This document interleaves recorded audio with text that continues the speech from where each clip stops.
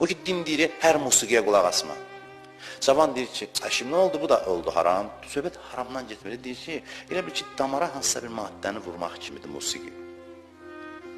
Musiqi təsirsiz ötüşmür insanın ruhunda. Ümumiyyətlə, bir millətin musiqiyə aludə olması çox pis bir şeydir. Buna söz yoxdur. Səhər, sübdən açasan, axşamacan çalıb oynaya, bu yaxşı bir şey deyil.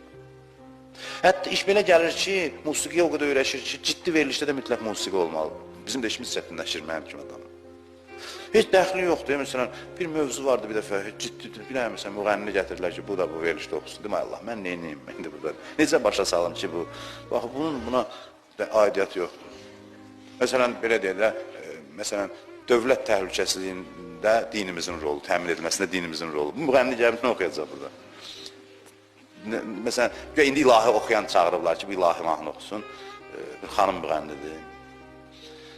Mən axır bir tər çıxdım aradan. Çıxdım aradan, amma ki, sözüm bundadır ki, məsələn, istənilən ciddi mövzunu da müğənni ilə, musiqi ilə bu yaxşı bir hal deyil. Artıq xütbənin də mütləq fon musiqisi olur ki, adamlar qulaq assın.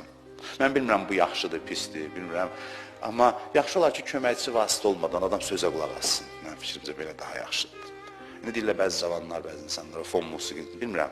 Hər halda, mən musiqinin düşməni deyiləm, amma musiqi ilə tədqiqat aparılmalıdır. Bəzi ariflər də toxunub ki, bəzi ahənglər insana müsbət təsir göstərir. Mən əleyhinə danışmaq kimi çıxmasın. Demək istəyirəm ki, elə belə deyil yəni.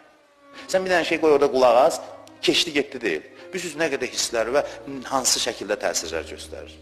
Qoydun qulaq astın, onu bilə, hələ halalını, haramını qoyuram qulaq. Elə belə deyil, keçdi getdi. Əməlli başlı təsir qoydu getdi.